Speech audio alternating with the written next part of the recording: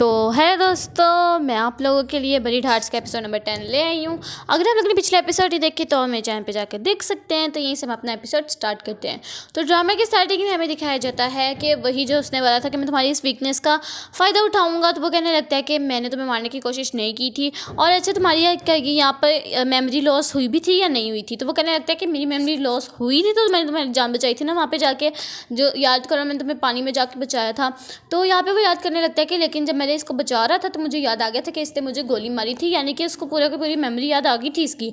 तो वो उसको छोड़ रहा था, लेकिन वहीं पे उसको ये बर्दाश्त नहीं रहता, लेकिन वो उसको बचा देता है। इसके बाद वो वनबे के पास जाता है, कहने लगता है कि तुम्हें पता है ये वही बंदा है जिसने मुझे गोली मारने की कोशिश की थी।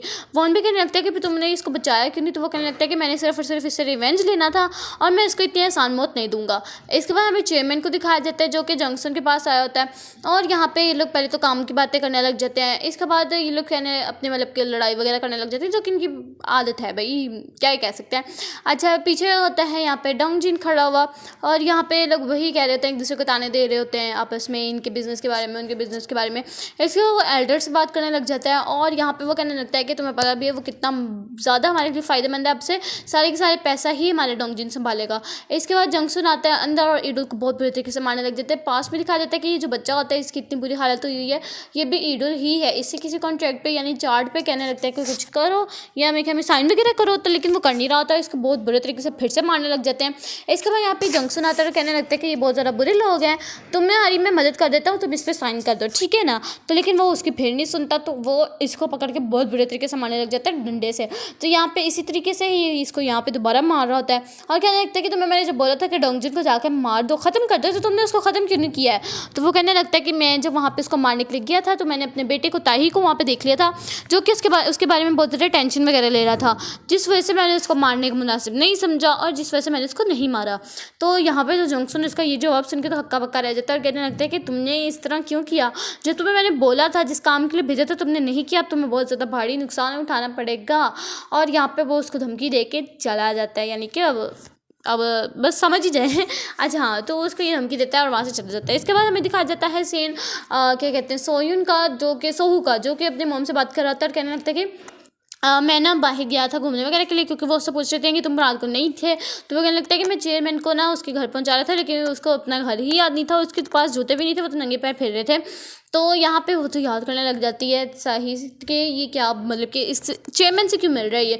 इसके बाद उसको फूड डिलीवरी हो जाती है, तो वो अंदर लेके जा ही रहता है, तो सही देख लेती है डेकी को, और यहाँ पे उसके पास आ जाता है सोहू, और उसके बाद ना वो उसको उसकी स्नीकर्स दे देती है, और वो कहने लगता है कि तुम्हें तो पता ही, आपको तो पता ही नहीं था कि मेरी बेकरी वगैरह कहाँ है, तो आप कैसे आ गई हैं? तो यहाँ पे उसका कोई भी वो जवाब नहीं देती है, और जिस वजह से वो वहाँ से चला जाता है। इसके बाद सही भी वहाँ से जाने की कोशिश कर रही होती है, लेकिन वो उसको अपने पैर से वहीं पर रोक लेती है दबा के, और कहने लगती है कि अगर तुम चाहती हो कि यहाँ पे जो भी हो रहा है वो उसको पता ना लगे, यानी कि तुम्हारे बेटे को ना पता लगे, तो चुपचाप मेरी से बात करो यहाँ पे बैठ के। तो मैं पता है तुमने जब तुम वहाँ से गई थी तो तुमने खुद ही बोल दिया था कि मैं कभी भी डेंसिंग ग्रुप में नहीं आऊँगी, और कभी भी उसके मतलब कि किसी को भी अपने आप को याद करवाने की कोशिश नहीं करूँगी। याद है कि नहीं याद? तो वो कहने लगते कि याद है। इसके बाद वो कहने लगते हैं कि तुम ना डोंगजिन के ऊपर भरोसा करके बहुत ज़्यादा बुरा कर रही है। इसके बाद वो बाइट चली जाती है, जहाँ पे वो देख लेती है डोंगजिन को, वो उसको वहाँ से हेलो बोलता है, तो वहाँ पे वो उसका भी कोई जवाब नहीं देती है, वहाँ से चली जाती है।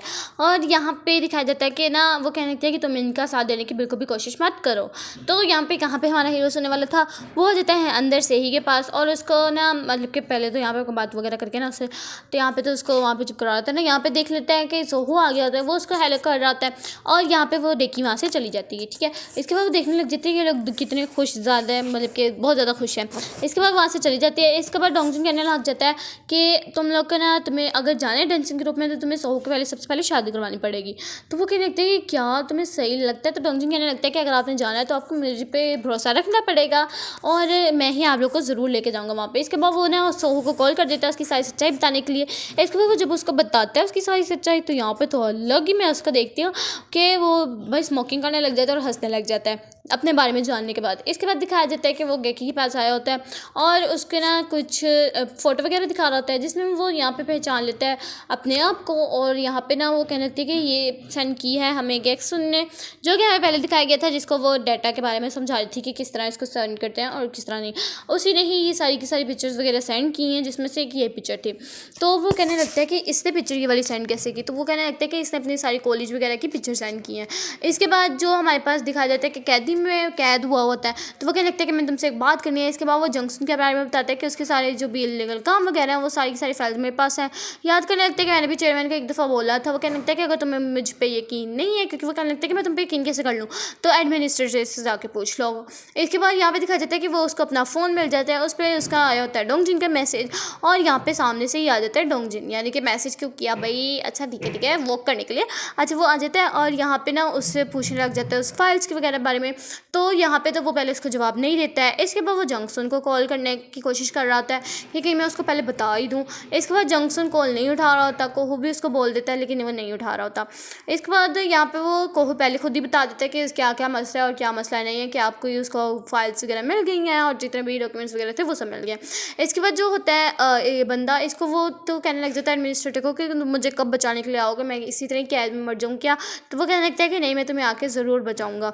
यहाँ पे वन भी सारा कुछ देख रहा होता है। इसके बाद यहाँ पे ना ये लोग दिखा देता है, मतलब कि कोहू दिखा देता है उसकी इन्फॉर्मेशन और उसकी ट्रैक करके जो उन्होंने रखा होता है कि वो कहाँ पे, यानी कि इतने टाइम से लोग जानबूझ के उसको छुड़वा नहीं रहे थे उसकी कैद से।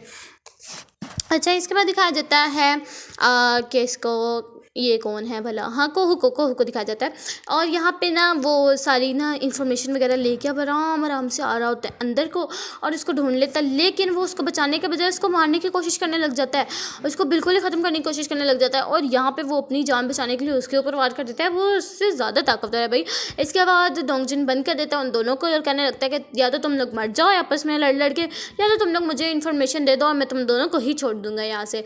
यहाँ पे एडमिनिस्ट्रेटर चीख रहा होता है मुझे बचा लो, लेकिन वो कहाँ जाने वाला था डोंगजिन।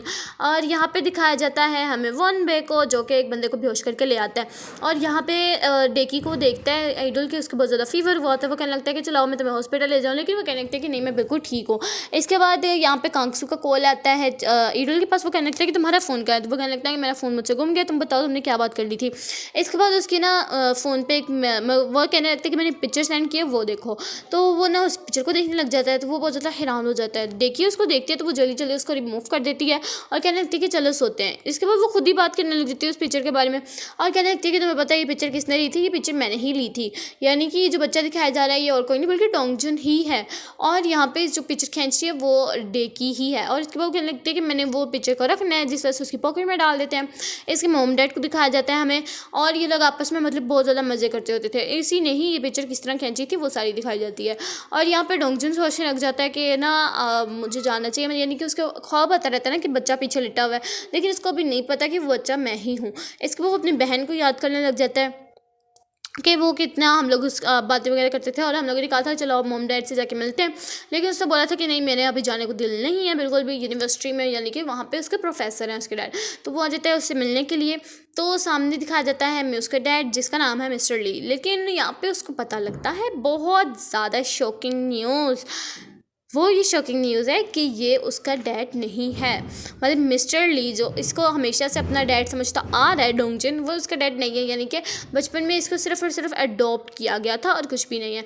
तो वो तो अपनी बेटी के बारे में पूछने लग जाता है। इसके बाद यहाँ पे तो बहुत ज़्यादा हैरान और परेशान हो जाता है कि क्या मैं आपका सच में बेटा नहीं हूँ, क्योंकि यहाँ पर वो ना बता देता है कि तुम मेरे बेटे नहीं हो रियल वाले, ठीक है ना, क्या ट्विस्ट आ देते हैं। अच्छा हाँ, तो इसके बाद तो वो उसका हाल वाल वगैरह पूछने लग जाते हैं, लेकिन यहाँ पे बस डोंगजिन तो बिल्कुल ज़्यादा शौक में होता है, वो उसका कोई भी जवाब नहीं दे रहा होता। तो वो कहने लगते हैं कि चलो ठीक है जाओ तुम जाके थोड़ी सी रेस्ट कर लो, और यहाँ से वो फिर वहाँ से खल्लास हो जाता है, चला जाता है। और यहाँ पे वो आके खाना खाने लग जाता है प्रोफेसर के पास, यानी प्रिंसिपल के पास। और यहाँ पे वो बहुत ज़्यादा रोने वाले मूड में आया था। वो कहने लगता है कि क्या आपको पहले से पता था कि मैं उसका बेटा नहीं हूँ। तो वो कहने लगता है कि नहीं तुम ऐसी बातें तो ना करो, तुम उसी के बेटे हो। तो वो कहने लगता है कि नहीं मुझे सब कुछ पता लग चुका है कि मैं उसका रियल बेटा नहीं हूँ। तो यहाँ पर वो आ जाती है उसकी असलियत बताने के लिए कि तुम ना क्या कहते हैं वो चाइल्ड अनाथ आश्रम में, हाँ वहाँ पे थे, जिस वजह से ना उसका एक बेटी हुई थी पैदा, तो वो अकेली तो अब ग्रो नहीं कर सकती थी, तो उनको चाहिए थे किसी की ज़रूरत। तो यानी कि उस मिस्टर ली ने तुम्हें अडॉप्ट कर लिया था उसको अपनी बेटी को रेस करने के लिए, यानी कि जो उसकी मिस जोंग है जो कि हम लोग शुरू से देखते आ रहे हैं एपिसोड नंबर 2 से, वो उसकी रियल बहन नहीं है, वो सिर्फ अडॉप्टेड सिस्टर है। इसको वो उसके कपड़े वगैरह और उसका बैज वगैरह ला के देती है उसको, और सारी इन्फॉर्मेशन देती है कि तुम्हें जब लाया गया था तब तुम्हारी ये सब चीज़ें थी, और उसको पिक्चर दिखाई देती है जो कि वो दिखाता है कि ये तो मेरे पास भी है फ़ोन में। तो वो कहने लगते हैं कि ये पिक्चर किसने खींची है। तो वो ना युम नाम के जो डैड है उसके ऊपर कहने लगते हैं कि कि ये तुम्हारे डैड हो सकते हैं, अगर तुम इनका पता लगवा दो तो तुम्हें सब कुछ पता लग जाएगा। यहाँ पर एल्डर को दिखाया जाता है जो कि जंक्शन को कहने लगता है कि तुमने मेरे बेटे पे इलीगल काम वगैरह का इल्ज़ाम लगा के तुमने उसको जेल में क्यों सेंड किया। उसको वापस निकलवाते हुए कहने लगता है कि मैं तो तुम्हें अपनी पावर दिखाना चाह रहा था कि मेरे पास भी कोई पावर है, तुमने जो मुझे धमकी दी थी ना इसके वो तो बाहर निकल आते हैं। यहाँ पे वो किसी को कॉल करता है तो यहाँ पे हमें इसे ही को भी दिखाया जाता है जो कि कॉल कर रही थी, शायद ये उसी से ही बात कर रही हो। इसके बाद दिखाया जाता है कि जब यमुना की आँख खुलती है तो सामने बैठा होता है चंपेल, उसको कहने लगता है कि तुम उठ गई हो, चलो ठीक है तुम अब ना यहाँ से डाइवोर्स लेके जा सकती हो और तुम्हें अब मैं छोड़ देता हूँ, मतलब कि ना उसको ओके कर देता है डाइवोर्स के बारे में। और इसका सारा सामान वगैरह उसने पैक किया होता है वो उसके सामने रख देता है, कहने लगता है कि मैं फ्रेश होने जा रहा हूँ तो मेरे आने से पहले पहले यहाँ से चली जाना। तो वो सच में चली जाती है। वाह। तो वो देख लेती है डोंगजिन को कार के अंदर, तो वहीं पे जाकर बैठ जाती है, कहने लगती है कि तुम क्या देख रहे हो, तो क्या तुमने मुझे नोट भी नहीं किया। तो वो भी उसके पीछे देखने लग जाती है और कहने लगती है कि क्या ये तो मैं पीछे जानती हूँ। तो वो कहने लगता है कि ये वाला बंदा कौन है, तो वो कहने लगती है कि ये तो मेरे डैड है। तो यहाँ पे तो बहुत ज़्यादा शौक हो जाता है, बिल्कुल ही शौक कि इसको तो मैं अपना डैड समझ रहा था, ये तो यमुना के डैड है। बस इसी सस्पेंस के साथ ये वाला एपिसोड खत्म होता है। वीडियो अच्छी लगी तो लाइक करना, चैनल को सब्सक्राइब करना। मिलते हैं नेक्स्ट एपिसोड में, तब तक के लिए अल्लाह हाफिज़।